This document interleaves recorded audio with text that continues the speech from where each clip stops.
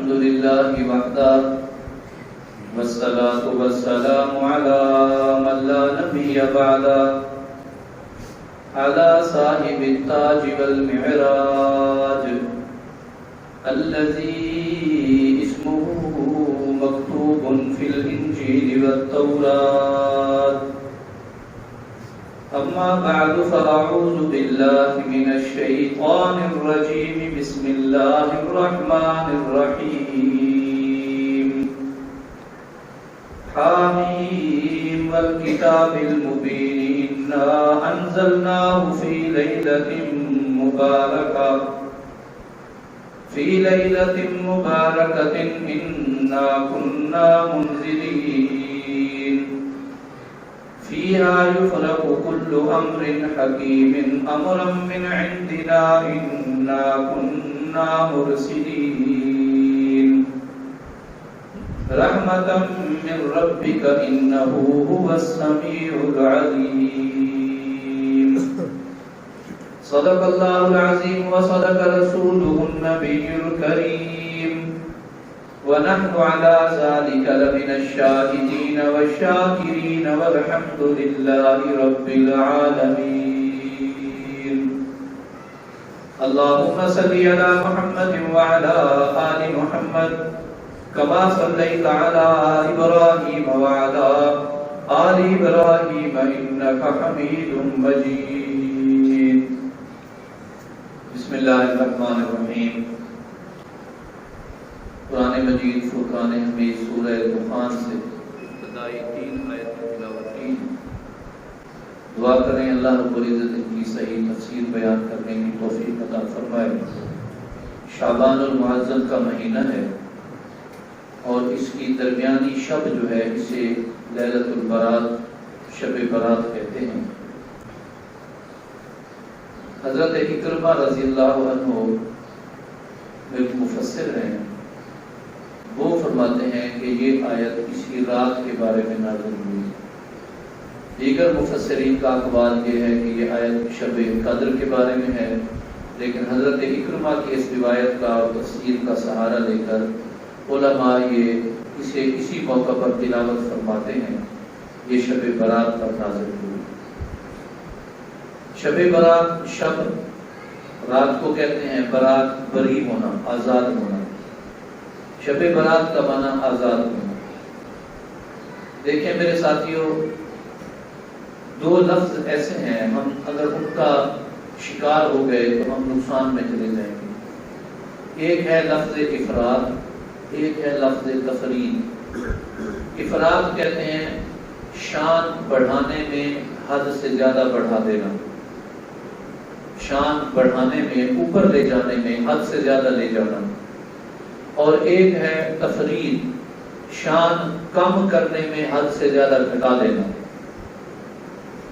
اب چچا ہے، کوئی شان بڑھانے میں کہہ دے نہیں یہ میرا باپ ہے، تو بھئی اعتدال میں رہے، یہ باپ نہیں ہے. چچا ہے، کوئی شان گھٹانے میں کہہ دے نہیں یہ میرا بھائی ہے، تو بھئی تیرا بھائی نہیں، تیرے باپ کا بھائی ہے، اس کا جو درجہ ہے اسے وہی رہنا. تو کسی کو حد سے بڑھا دینا افراد ہے، کسی کو حد سے گھٹا دینا تفرید ہے. ہم بہت سارے موقعوں پر افراد اور تفرید کا شکار ہو جاتے ہیں، جس کی وجہ سے اعتدال ہمارے ہاتھوں ضائع ہو جاتا ہے. کنتم امۃ وسطا، اللہ تعالیٰ قرآن پاک میں فرماتے ہیں میں نے تمہیں ایسی امت بنایا جو معتدل امت ہے، درمیان والی امت ہے. نہ یہ افراد کا شکار ہوتی ہے، نہ یہ تفرید کا شکار ہوتی ہے. اس رات کے بارے میں بھی ہمارے ہاں ایسی ہی کچھ جذباتی کیفیت پائی جاتی ہے. کچھ لوگ اس رات میں افراد کا شکار ہو جاتے ہیں کہ بس یہ رات اتنی اچھی، یہ رات اتنی عمدہ، اس کا کیا ہوا عمل اتنا اعلیٰ، اور اس کے بعد پھر اور عمل کی ہمیں ضرورت نہیں. اس میں کپڑے نئے سلوا لو، اس میں کوئی شیرینی پکاؤ، ایک ایک گھر میں اسے تقسیم کرو، رات کو پٹاخے بجاؤ، قبرستان میں چراغاں کرو، ٹولیاں بنا کے اس کے لیے اکٹھے بیٹھو، اور جناب اس کے لیے بڑا اہتمام کیا جائے. یہ ساری باتیں افراد کا شکار ہیں، جذباتی کیفیت ہے، ایسی کوئی ترتیب نہیں. قرون اولا میں اس کا کوئی ثبوت نہیں. خود نبی علیہ الصلوۃ والسلام کے زمانہ مبارکہ میں بھی، بعد میں صحابہ رضوان اللہ تعالی علیہ اجمعین کے زمانے مبارکہ میں بھی، اور کافی طویل عرصے تک امت کا اس پر کوئی عمل نہیں، جس طرح آج کل دیکھنے کو ملتا ہے. تفرید کا معنی یہ ہے کہ ہمارا ایک طبقہ ایسا ہے، ہم میں وہ کہتا ہے میاں اس کی کوئی حیثیت نہیں ہے، معمول کی رات ہے، سورج غروب ہو گیا، رات ہو گئی، دن طلوع ہو گیا، اگلا دن آ گیا، جس طرح اس سے پہلی رات گزری، جس طرح اس سے بعد کی رات گزری، اس میں کسی قسم کی خاص کوئی عبادت، کوئی تائید، کوئی اس کی حمایت، کوئی اس کے بارے میں ہمیں ایسا ثبوت نہیں ملا. وہ تفرید کا شکار ہے، وہ اسے گھٹانے کے چکر میں ہے، ایک اب طبقہ اسے بڑھانے کے چکر میں ہے. درمیان میں معتدل رکھنے والا طبقہ جو ہے یہ علماء اہل سنت والجماعت دیوبندی طبقہ ہے. وہ کہتا ہے کہ اس کی رات کی جو حیثیت مسلم ہے قرآن سے، قرآن کی اسی آیت کریمہ کو دلیل بناتے ہیں اور احادیث مبارکہ سے. اگرچہ کچھ احادیث مبارکہ اس میں ایسی ہیں جن کے متعلق آتا ہے کہ یہ کمزور ہے، ضعیف ہے، وغیرہ وغیرہ، لیکن کچھ ایسی بھی ہیں جس پر امت کا اجماع ہے اور عمل ہے. اس لیے اس کی صحیح حیثیت جو ہے میں اس کو آپ کی خدمت میں کچھ عرض کر دوں. دعا کریں اللہ تعالی ہمیں صحیح طریقے پر عمل کرنے کی توفیق عطا فرمائے. جذبات میں آ جائیں، حد سے بڑھ جائیں تو یہ بھی خلاف سنت ہے. اس کی بالکل کوئی حیثیت ہی برقرار نہ ہو، اسے ڈیویلیو کر دیں، یہ بھی خلاف سنت ہے. تو اسے اعتدال میں رہیں. ہمارا تو مزاج معتدل ہے. ہم بنیادی طور پہ جس امت کے لوگ ہیں یہ امت معتدل امت ہے. نبی علیہ الصلوۃ والسلام فرماتے ہیں الجہاد خلقی، جہاد میرا اخلاق ہے. پھر جہاد میں تو تلوار ہوتی ہے، جہاد میں تو دشمن کا سر کاٹنا ہوتا ہے، جہاد میں تو اس پہ فتح حاصل کرنی ہوتی ہے، جہاد میں تو دشمن کے علاقے اور مال پہ قبضہ کرنا ہوتا ہے. اخلاق تو ہم سمجھتے ہیں یہ کسی اور چیز کا نام ہے. نبی علیہ الصلوۃ والسلام فرماتے ہیں تو عمومی امن کے حالات میں جو اخلاق قائم نہیں کر سکتے، میں محمد جہاد کے موقع پر بھی وہ اخلاق قائم کر دیتا ہوں. جہاد بھی میرا اخلاق ہے. آپ نے ارشاد فرمایا دشمن کے گھر جا رہے ہیں، اگر آزان کی آواز آئے حملہ نہ کرنا، انتظار کرنا نماز کے آنے کے وقت کا. اگر آزان کی آواز آئے تو اس کا مقصد ہے مسلم آبادی ہے، حملہ نہ کرنا. آپ نے ارشاد فرمایا اگر حملہ کرنے کی نوبت آ جائے عورتوں پہ نہ ہاتھ اٹھانا، ان معصوم چھوٹے چھوٹے بچوں پہ ہاتھ نہ اٹھانا، ان کی کھیتیوں کو نہ جلانا. ان کا اگر کوئی آدمی تمہارے ساتھ لڑتے لڑتے مارا جائے تو اس کی لاش کے ٹکڑے ٹکڑے نہ کرنا. انتقام اور غصے میں آ کر لا یفسدوا بالقتل ولا تحرقوا المزارع، کھیتوں کو مت جلانا. لا تقتلوا الابریاء، جو لوگ جنگ کا حصہ نہیں بنے ان کو قتل نہ کرنا. عورتوں پہ ہاتھ نہ اٹھانا. رجال الدین، ان کے مذہبی رہنماؤں پہ ہاتھ نہ اٹھانا.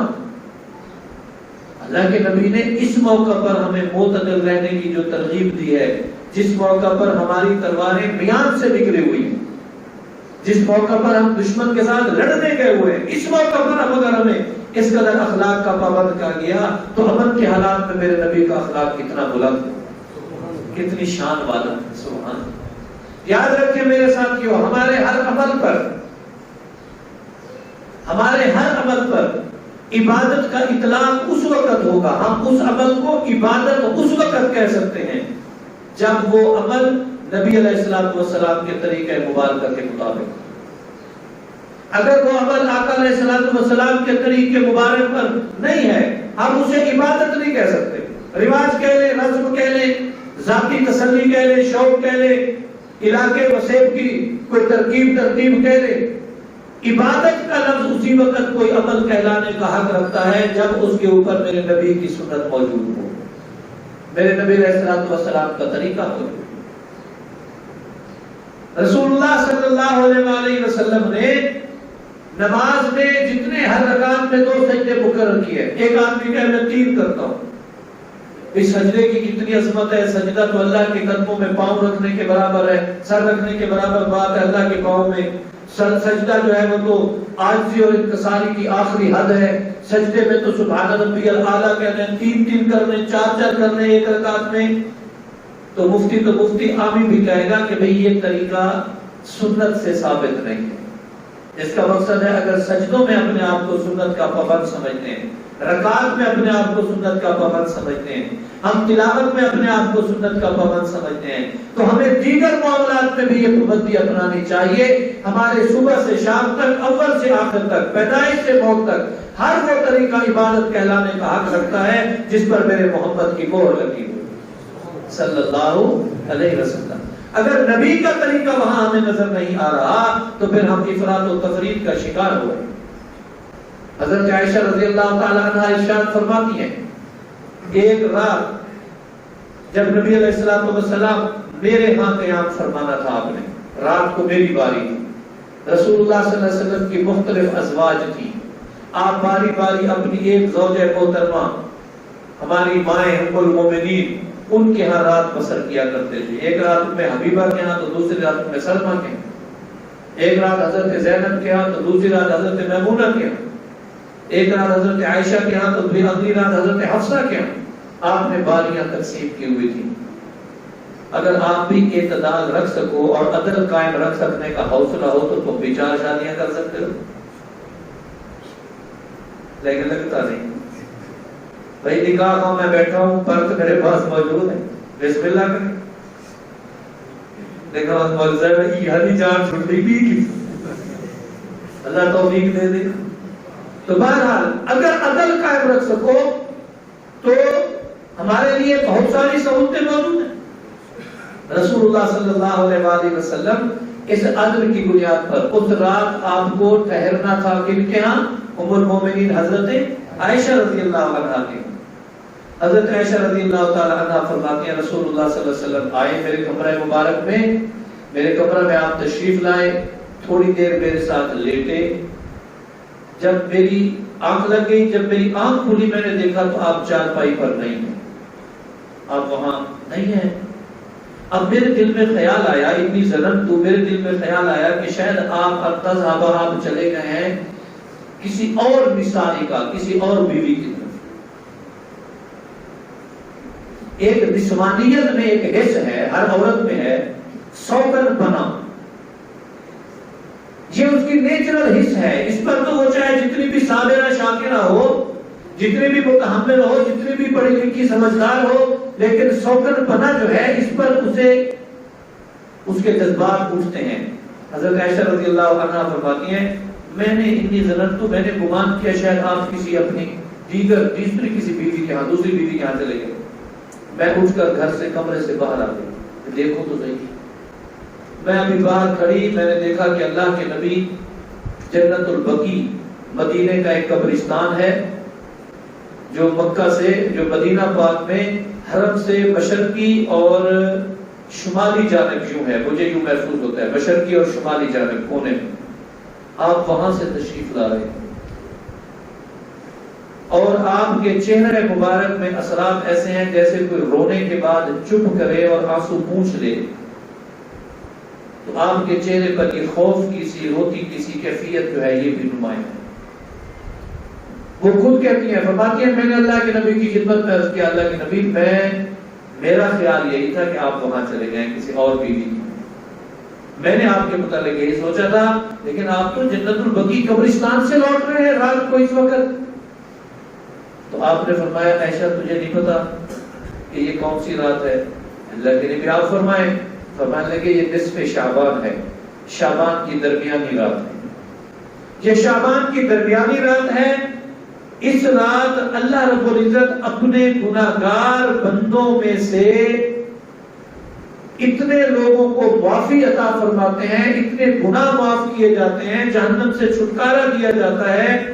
اور پھر مثال کے طور پر بات کیا فرمائی، یوں نہیں فرمایا کثرت سے، یوں نہیں فرمایا ہزاروں کو لاکھوں کو، بلکہ مثال کے طور پر کیا فرمایا کہ بنو کلاب ایک بکریاں چرانے والے، ریوڑ رکھنے والے لوگوں کا ایک قبیلہ ہے، اس قبیلے کے سارے لوگوں کا دھندا کاروبار ذرائع آمدنی تقریباً بکریوں کو چرانا ہے، اور ہر فیملی کے پاس کئی بکریاں ہیں، بیچیوں اور بالغات سینکڑوں، پورے قبیلے کی بکریاں ملائیں تو ان کی تعداد بہت زیادہ ہے۔ تو ان قبیلے کے جتنی، ان قبیلے والوں کی جتنی بکریاں ہیں، شعر و غنم، ان بکریوں کے جتنے بال ہیں، ہر بال کے بدلے میں اللہ لوگوں کو گناہوں کو معافی بھی دیتا ہے، جہنم سے آزادی بھی دیتا ہے. فرمانے لگی یہ تو اتنی اعلیٰ رات ہے. حدیث پاک میں اس کے مختلف نام ہیں. لیلۃ الرحمہ رحمت کی رات ہے، لیلۃ المبارکہ برکت کی رات ہے، سبحان اللہ. لیلۃ المیزانیہ بجٹ کی رات ہے، لیلۃ الخیر خیر کی رات ہے. مختلف نام ہے اس کے. یہ رات اتنی عظمت والی رات ہے، بندوں کے گناہ معاف ہو جاتے ہیں. اور ایک حدیث پاک میں غالباً حضرت علی رضی اللہ تعالیٰ عنہ راوی ہے، ترمذی شریف کی حدیث ہے. فرماتے ہیں کہ اللہ کے نبی نے فرمایا کہ اللہ اس رات کو آسمان اول پر آ کر آواز لگاتے ہیں، فنادا آواز دیتے ہیں، حل من مستغفر، کوئی ہے جو گناہوں سے تھک گیا ہو اور اس کی معافی چاہتا ہو. کوئی ہے جسے اب یہ احساس پیدا ہو گیا ہو کہ گناہ کرتے کرتے زندگی ضائع ہو گئی، اب میں معافی مانگ لوں. اور ہر رات بے شک مانگے. آج اگر کوئی معافی مانگنے والا ہے، اس کے آنے کی دیر ہے، میں رب اس کے گناہوں کو بخشنے کے لیے تیار ہوں. حال میں مستغفر فاغفر له، میں اس کو معاف کر دوں. ہر من سائل، کوئی ہے کسی قسم کا سوال کرے اس رات ہوتی ہی میں اسے عطا کر دوں. ہر من مسترزقین، کوئی ہے غربت سے تنگ اپنے رزق روٹی کے لیے مجھ سے سوال کرے میں اس کو عطا کر دوں. اللہ کے نبی ارشاد فرماتے ہیں عائشہ اس رات بہت سارے لوگوں کو بخش دیا جائے گا، اتنے لوگوں کو جتنی بنو کلاب کی بکریوں کے بال ہیں. ٹھیک ہے. آگے ایک بات ایسی ارشاد فرمائی جو چونکا دینے والی، اللہ مگر کچھ. اب میں اپنی مقامی بولی یا اپنے انداز کی بات کرتا ہوں. کچھ بدبخت ایسے بھی ہیں جو اس رات بھی نہیں بخشے. اس رات بھی وہ درندے وہ ظالم اللہ کے ہاں اتنے غیر پسندیدہ اور مغضوب غضب یافتہ ہیں کہ وہ اس رات بھی نہیں بخشے جائیں گے. اب میں اپنی طرف سے ایک انداز اپنا رہا ہوں. چاہے وہ ساری رات نوافل پڑھے، یہ جس طرح علامہ اقبال رحمۃ اللہ علیہ نے ایک نظم لکھی تھی، اللہ رب العزت کی ذات پر اعتراضات کچ کیے، شکوہ اس کا نام رکھا، پھر خود جواب دیا، جواب شکوہ رکھا. جب شکوہ رکھا تو لوگ حیران ہو گئے کہ یہ کافر ہو گیا، تو کیا ہو گیا. جب جواب شکوہ رکھا تو پھر اس کی ادیبانہ صلاحیت سامنے آئی. یا اللہ جن کو آپ نہیں بخشنا چاہتے، نبی علیہ الصلوۃ والسلام نے جن کے متعلق ارشاد فرمایا یہ نہیں بخشے جائیں گے، یہ اس رات حلوہ بانٹ کے تقسیم کریں، تمام رشتہ داروں کو بھی دیں، اپنے پڑوسیوں میں بھی تقسیم کریں، کپڑے بھی نئے پہن لیں، گھروں پہ چراغاں بھی کر لیں، بچوں کو جیب خرچی دے کر عید اس کا نام رکھ لیں.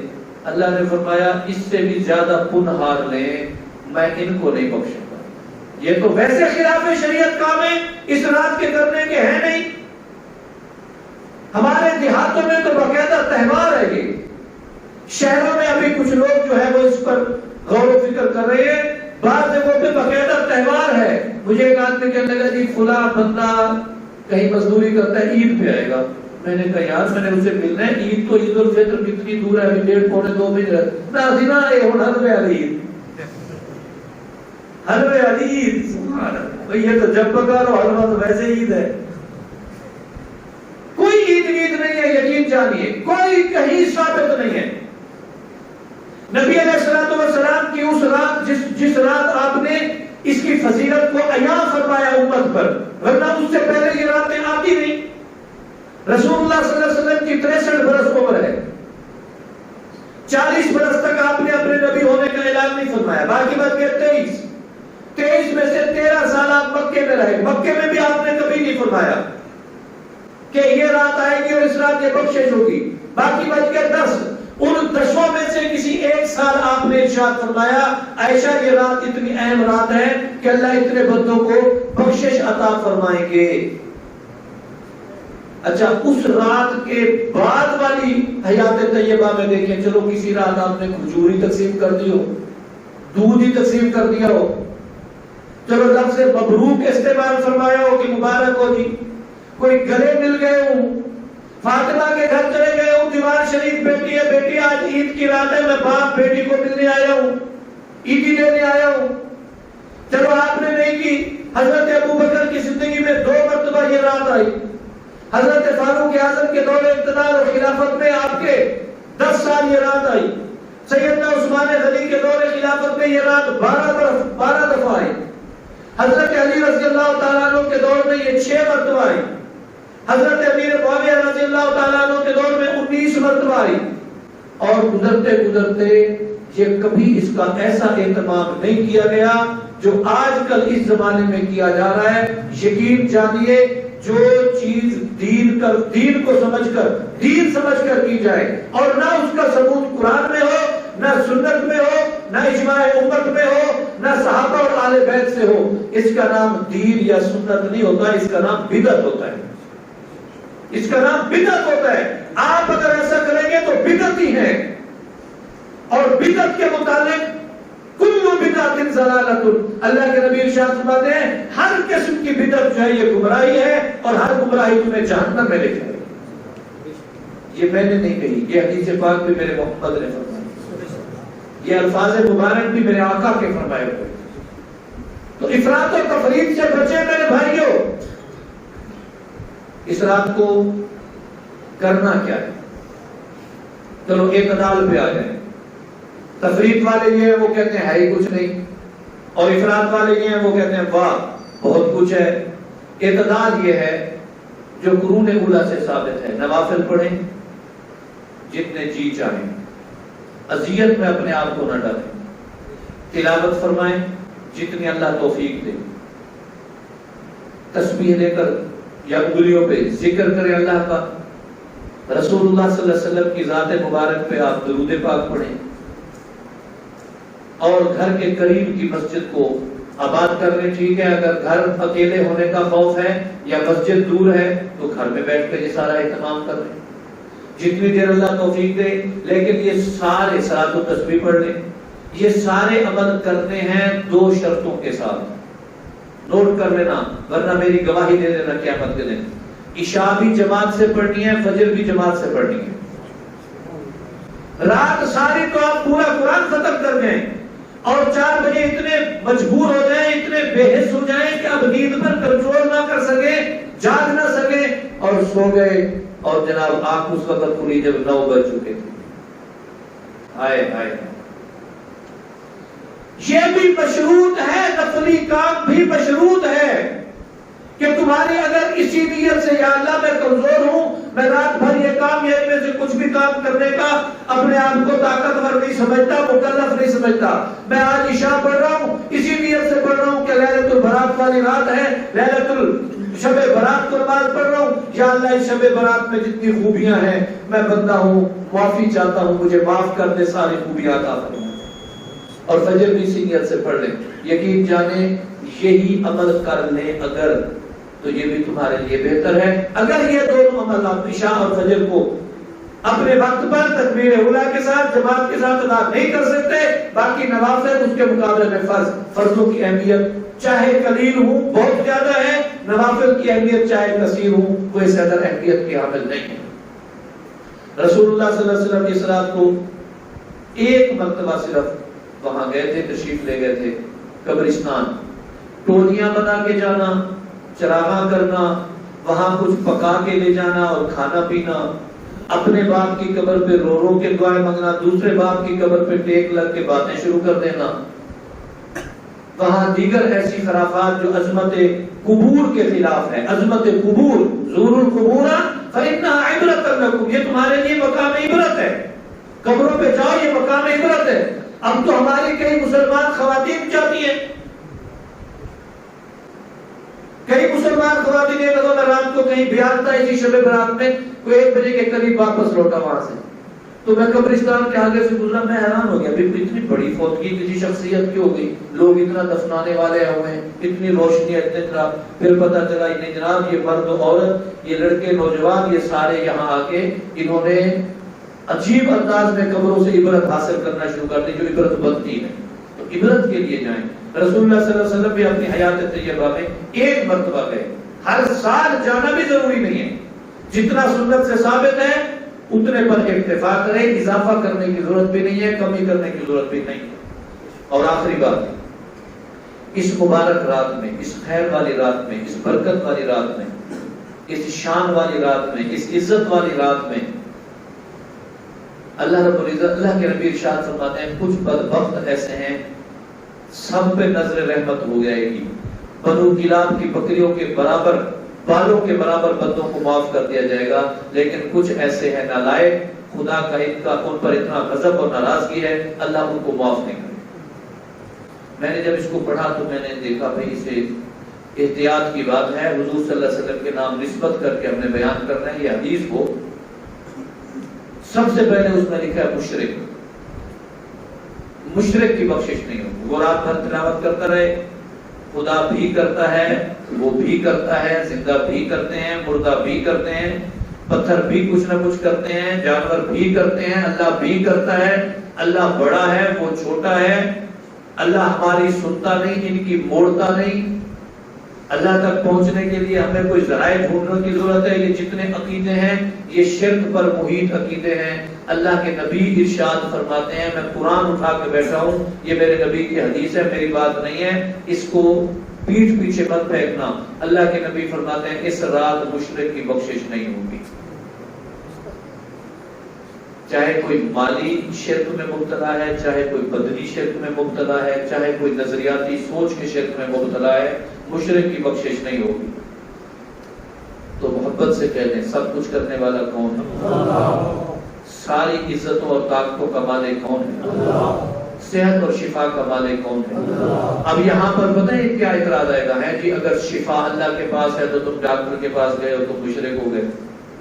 کمال ہے، ایک ہے اسباب اپنانا، ایک ہے عقیدہ رکھنا۔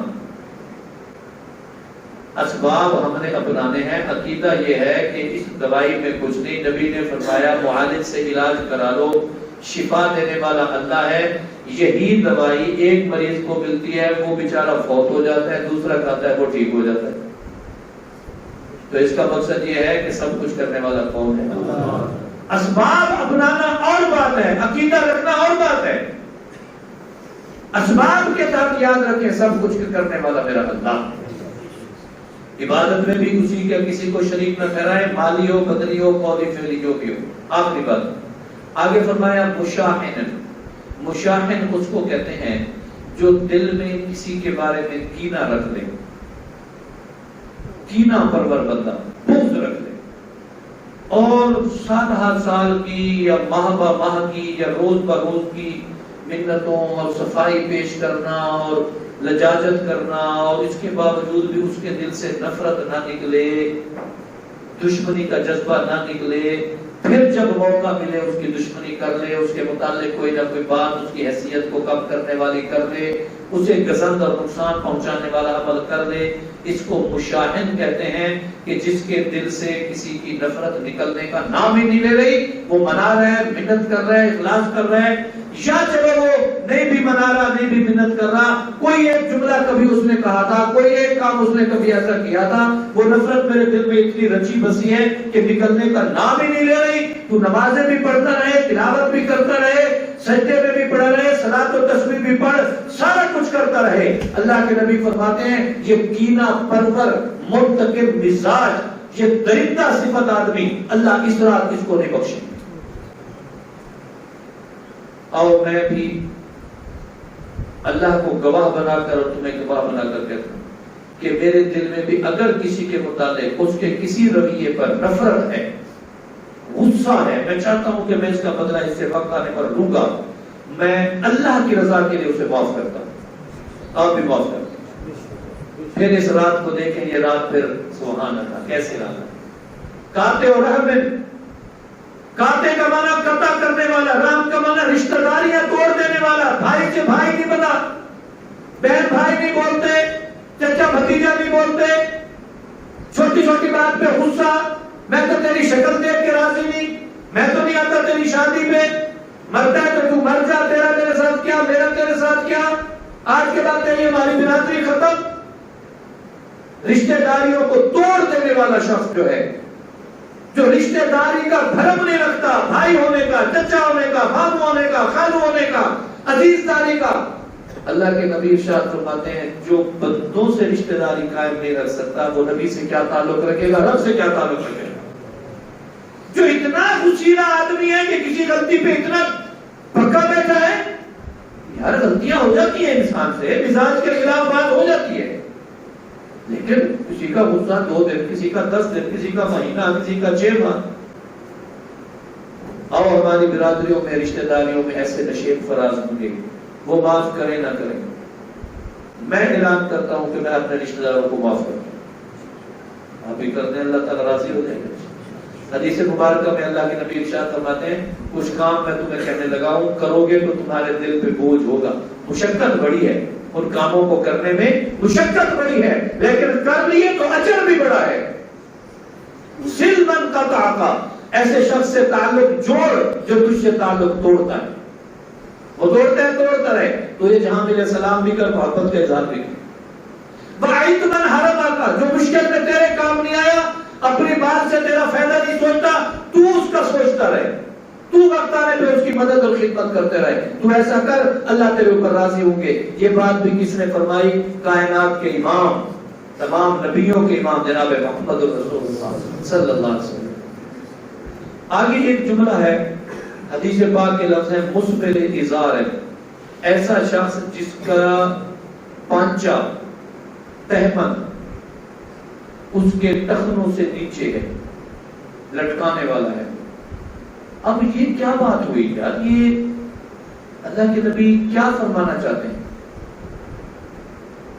یہ اگر کپڑا اونچا ہے تو ٹھیک ہے، اگر نیچے آ گیا تو ایسا شخص جو ہے وہ قابل معافی نہیں ہے۔ اس رات بھی اس کی وجہ ہے، اس کے پیچھے فلسفہ ہے، یہ ہے کہ یہ تکبر کر رہا ہے، متکبر ہے، متکبر ہے، اور تکبر بندے کو سجدہ نہیں، بندہ بندگی کرے، تکبر کیوں کرے؟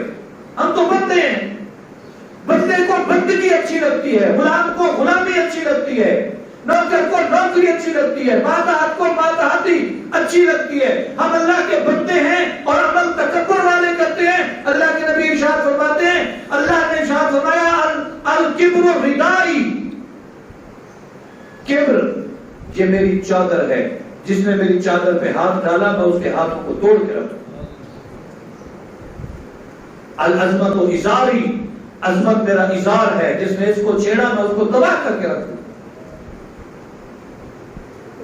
ہم بعض اوقات سمجھتے ہیں یہ شلوار اونچی رکھنا یہ ملاؤں کا کام ہے، یہ ہماری انسلٹ ہے۔ یاد رکھیں انسلٹ نہیں، یہ میرے نبی کا طریقہ۔ اصل مقصود ہے کہ تکبر ذہن میں نہ ہو، اگر کبھی نیچے ہو بھی گئی ہے پھر اس کو دوبارہ درست کر دے۔ تکبر، میں یہ سوچتا ہوں آج کل ہمارے دیہاتوں میں لوگ جو ہے نا وہ شلواریں پہنتے ہیں پتہ نہیں 10-10 میٹر کی، ابھی یہ 2 انچ نیچے لٹک جائے تو اللہ کے نبی اتنی وعید فرما رہے ہیں، اور یہ بلے والے سلطانوں کا کیا بن سکتا؟ یقین جانو یہ تکبر ہے، یہ تکبر کی علامت ہے، یہ تکبر کی علامت اللہ کو بھی پسند نہیں، اللہ کے نبی کو بھی پسند۔ اسی طرح شرابی کے متعلق بھی ہے، اللہ تبارک و تعالی ہمیں ان عیوب سے پاک صاف فرمائے۔ یہ رات اللہ تعالی ہمارے لیے خیر و برکت کی رات فرمائے۔ وآخر دعوانا